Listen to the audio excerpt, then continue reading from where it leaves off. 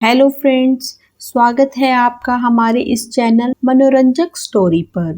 रोज नई स्टोरी के लिए हमारे इस चैनल को लाइक करें, सब्सक्राइब करें एंड कमेंट्स करें।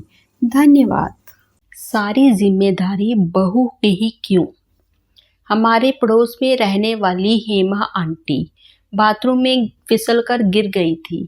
डॉक्टर ने आंटी को 2 महीने कंप्लीट बेड रेस्ट करने के लिए कहा। आंटी की 2 बेटियां और 1 बेटा है। आंटी के तीनों बच्चों की शादी हो चुकी है। आंटी के बेटा बहू दोनों ही सरकारी नौकरी करते हैं और दोनों की दूसरे शहर में पोस्टिंग है। आंटी की बेटियां भी अलग अलग शहरों में रहती हैं। यहाँ आंटी और अंकल दोनों रहते हैं। आंटी की बहू भी काफी समझदार और सुलझी हुई है। आंटी के मुंह से कभी उनकी बहू की बुराई भी नहीं सुनी है। मैं आंटी से मिलने और किसी भी प्रकार की मदद की जरूरत हो ऐसा पूछने के लिए गई थी। आंटी की बेटी चित्रा ने दरवाजा खोला। आंटी की ननंद भी आई हुई थी।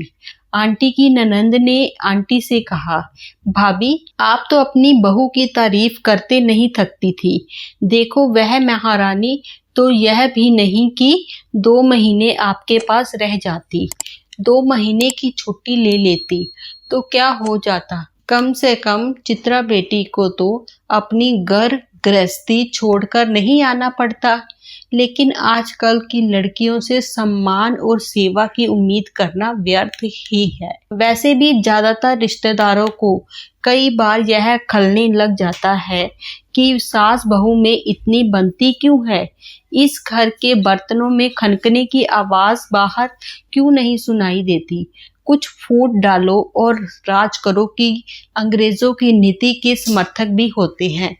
आंटी ने कहा, चित्रा और अंजू की तो मैं माँ हूँ।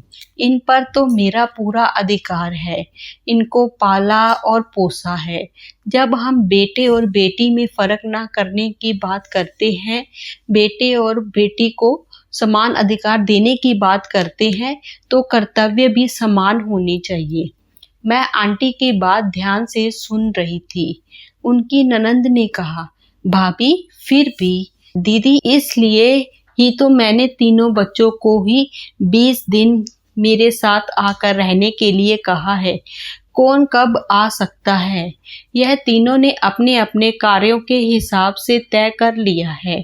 जब मेरे 3 बच्चे हैं तो तीनों ही अपनी जिम्मेदारी निभाएं।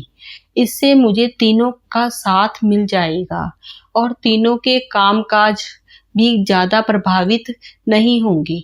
आंटी कहते कहते पानी पीने के लिए रुक गई थी।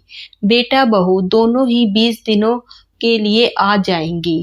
दीदी जब मम्मी जी पापा जी बीमार होते थे तब आपके भैया और मैं ही उन्हें संभालते थे। जानती हो दीदी कितना मुश्किल हो जाता था घर का काम करना, बच्चों को संभालना और बीमार की तीमारदारी और ऊपर से आने जाने वाले लोग। मैं घुट के रह जाती थी। अपनी क्षमता से ज्यादा कर रही थी। कड़वाहट भी आने लगी थी मेरे मन में सबके लिए।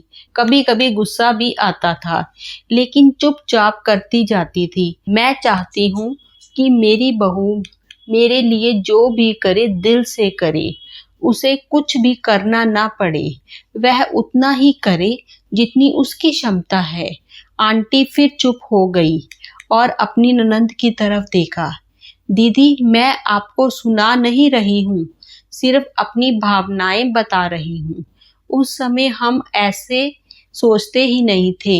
हम तो बहू को सेविका से ज्यादा मानते ही नहीं थे। उसका तो काम ही सेवा करना था। आपने भी वही सब सहा है और किया है जो मैंने सहा और किया। हर महिला की पीड़ा तो सदैव एक ही समान रही है और ज्यादा तो हम नहीं कर सकते, लेकिन हमारी बहुओं और बेटियों को उस पीड़ा से ना गुजरना पड़े इतना प्रयास तो कर ही सकते हैं।